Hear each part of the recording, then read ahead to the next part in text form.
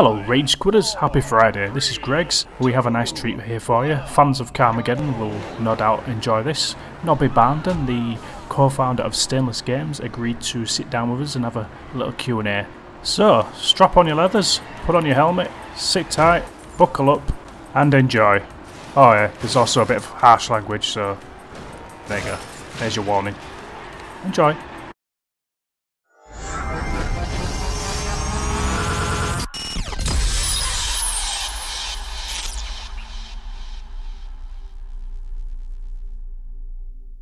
Just been looking on the website and I did not know you actually made the Magic games. Oh right, yeah, okay. I thought Stainless were just all about Carmageddon, and how wrong I was. Yeah, well, I mean, that's the thing. We wouldn't have survived if we'd have been all about Carmageddon, given how many years it was before we actually regained control of the title. Yeah, that's an interesting story. So itself, we've done, it? yeah. I mean, we've just, over the years, just done work. Generally done work for hire for a whole number of different publishers, different titles. Right. But yeah, and then the kind of regular year in, year out work has been on Duels of the Planeswalkers now for, God, I don't know what it was, 8, 9 years, I think. Yeah. Also, done a lot of arcade remakes as well. Novodrome, my God, yeah. Centipede. Wow, I need to get some of your older games. And these Red Baron, what? Red Baron, seriously? Red Baron, awesome. Yes. I love doing the design. I did the design doc for that project, and doing the World War One, historical research stuff. Yeah. On the original pilots was just brilliant. Oh, yeah, it was really interesting. I think I remember playing the original on my brother's 286 back in the day. Right, yeah. I was like, wow, this is so amazing. It's so open, and you can just go where you want. Now it's just yeah. But yeah. No, that's the thing. But it was like magical back in those early days of 3D and crude flat poly graphics that seemed wonderful at the time. Indeed, it seems to be all about the looks these days, and with a lot of AAA stuff, it just to an extent, I suppose that's just inevitably the way it's been going. Yeah. Right. So what I'll do, just to not have this, have a little fun. Just just basically have some quick fire questions. I've got 5 questions I want to ask you. I'll ask the question, you give me the answer, and you say go, and I'll give you my answer. Just to mix it up a little bit, just to have a little bit of fun, yeah? Right. Nothing too taxing on Friday afternoon. So yeah, okay. Right, so number 1, favourite tipple? Wine. Wine, red or white? Has been white for years. Recently returned to red after a very, very long absence. Right. Peach Copperberg, don't judge me, please. If I'm in the mood, then maybe a Budweiser. Right. Oh, okay. Yeah. Question 2, favourite 80s band? 80s, God. I suppose 80 would Talking Heads fit into the 80s? Yeah. They were doing stuff in the 80s, yeah. I'm a bit of a prog, kind of 70s prog boy, so being slightly older generation. I'll have to be extremely. Go on. I would say gay, but I did have a soft spot for a-ha, so I have to. That's just going to bring my nothing wrong with cred that. right down. Nothing at all. Also, number 3, favourite game genre and developer? Game genre is first-person shooter. Yeah. And given that I've played probably more Fallout than any other game, I think. I guess it would have to be those guys. Bethesda. But of course, I can Bethesda. Yeah. Forgive me, but I'm the worst person when it comes to names. So yes. Well, this will be a nice, easy one for you. This next question: max damage or Diana? What was your answer on that one? It'd have to be Valve and Half-Life 1. Oh well, that comes in probably. I could put that almost equal, actually. Yeah. Really, yeah. So, I've played that so many times. Yeah, it's. Have you played Black Mesa? Oh yeah, I've played that like 3 or 4 times as well. Yeah, I'm waiting for the Zen. Yeah, same here. It's pretty cool what they've done. I'm glad they took it retail because they definitely deserve some sort of reward for their efforts. It was pretty cool. Absolutely. Yeah, I mean, I'd played the free version and then bought it on Steam because yes, exactly, they do deserve it. Yeah, same here. And again, number 4, I jumped the gun slightly there. Max Damage or Diana? Diana. Every time. Yeah. And 5, this favourite swear word. You can say what you want. Cunt. Cunt. That's gotta be. We are actually the company that likes to say cunt. That's the kind of unofficial stainless strapline. Oh, brilliant. Have you always been out to be as controversial as you can, or has it just come naturally? It's not even been something that we've particularly gone out to do. It just it happened to be the case that the content, the subject matter of Carmageddon, caused a controversy that we weren't actually even really expecting. We were just doing stuff that made us laugh. Yeah. And because of our kind of the roots of where our humour lie, it just ended up being that sort of thing. I still have the original jeweled case CD with the original Carmageddon in my bedroom with the green blood and zombies. Yeah, I know, and that was it was hilarious going to that meeting at the BBFC and having the what was his name, Shaman, whoever the head of the BBFC at the time was. Just we were all stood around, allowed playing Carmageddon on a PC in their offices, and the guy playing it was laughing while he was running people over, and this head of the BBFC was saying, "You see, this is why we can't have this sort of thing. It's just not acceptable to enjoy this kind of violent behaviour." Was this before the ratings, or was it around the time? Around the same time? Well, the thing is, it was but what had happened was that at the time, publishers were putting their games forward to actually get a rating, and so it was submitted to the British Board of Film Certification for an 18 certificate, and they turned around and refused it. Wow. So that would be the equivalent of an adult only, really, in America, I suppose, wouldn't it? Yeah. Wow.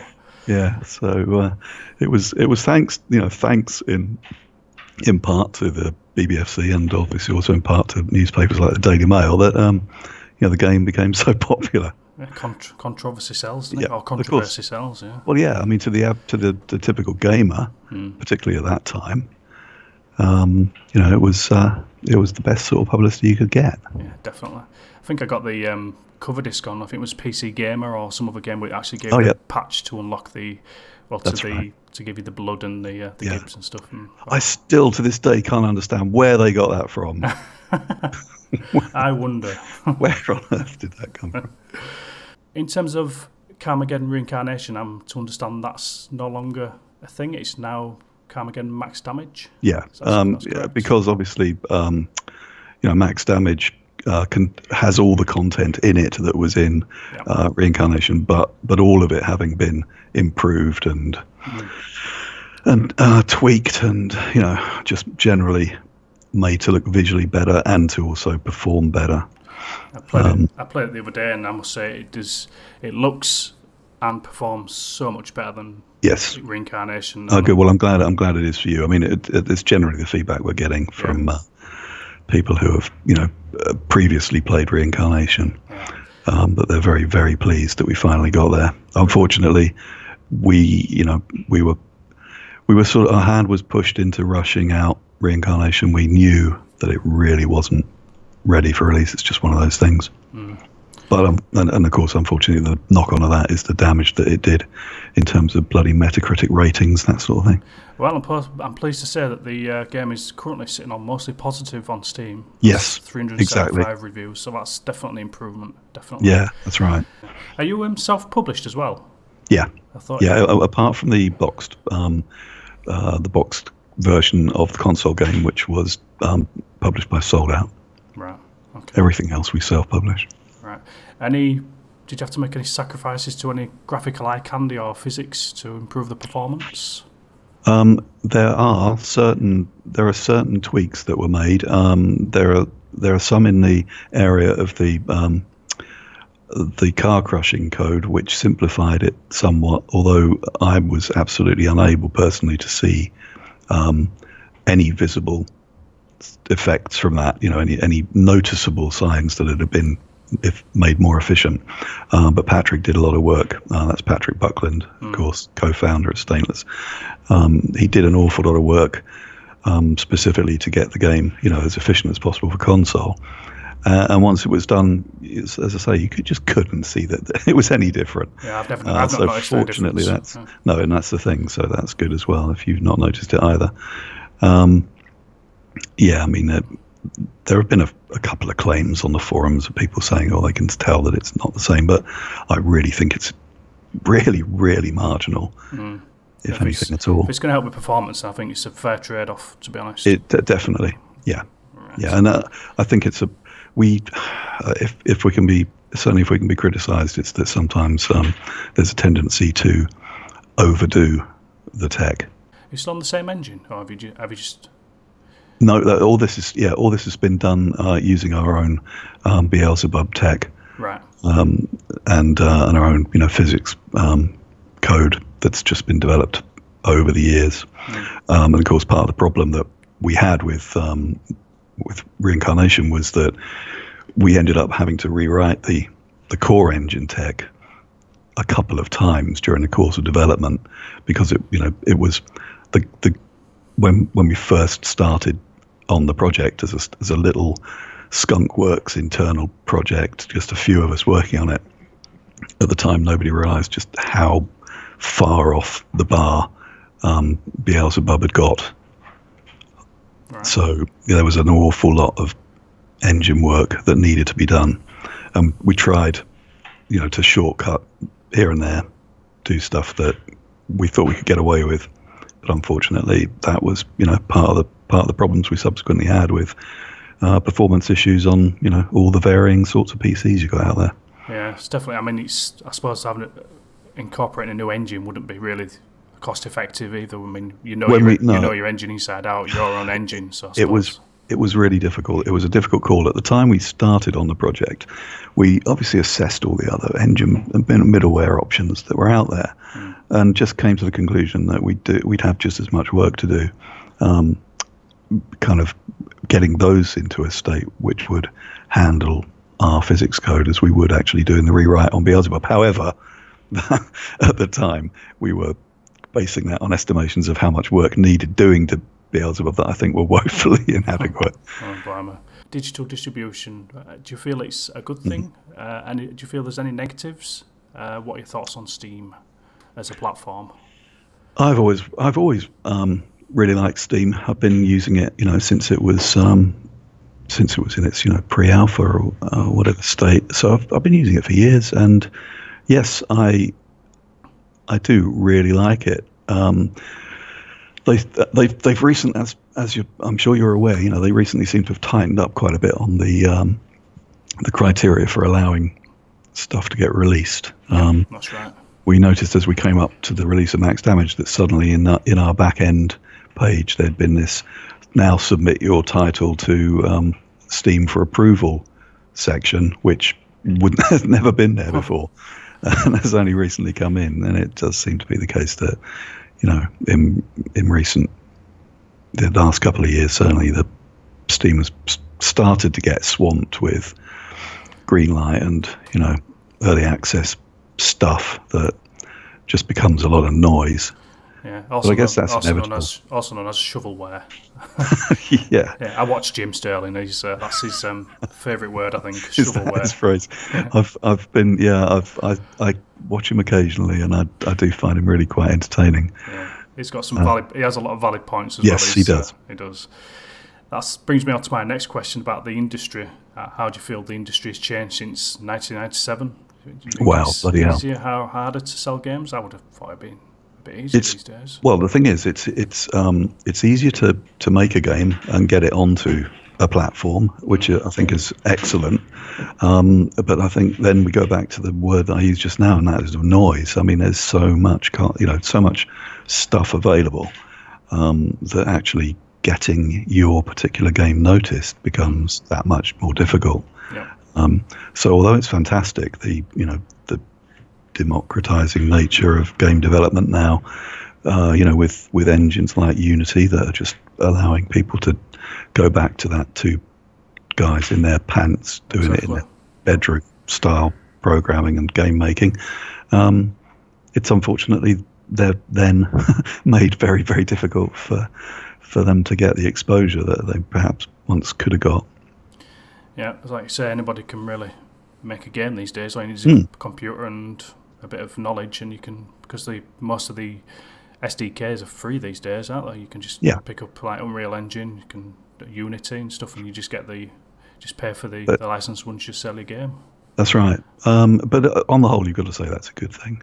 Oh, definitely, yeah. Because it's it's allowing people to express their ideas for games, and some really fantastic stuff comes out of that. Definitely. So, in terms of the future, what's next for Stainless? Well, we've got every intention of continuing to bring back the Carmageddon brand. I mean, and that's very much my responsibility. That's what I work on this side of the company. We've got the mobile title Carmageddon Crashers that will be going into open beta very, very shortly. That's what I and several of my colleagues are working on here now. And that's been in development now for a couple of years. So we have that. And then we're starting to think about what we would do for the next large Carmageddon title. But that's very, very early stages of just kind of open discussion at the moment. And while that's going on, we also are always talking to a whole lot of industry contacts and people that with whom we've made relationships over the years about what other projects we're going to be doing. Interesting times. Yeah. Yeah. Oh, yeah. It always is. Never a dull moment. Never a dull moment. What's the weather like in where you are? It's absolutely flipping freezing here. Down here on the Isle of Wight, probably milder than most other places in the country. But yes, it has been bloody parky. But fortunately, most of this week we've been stuck here in the office. Crunching away. Heating on. Yeah. Right, Nobby, that's been absolutely fantastic, and I can't thank you enough. I mean, no problem, Matt. It's a pleasure speaking with you, and have a good weekend, and we shall speak again, hopefully. Yeah, cheers. Okay, take it easy. Have a good one yourself. I will do. Thanks then. Bye. Bye-bye.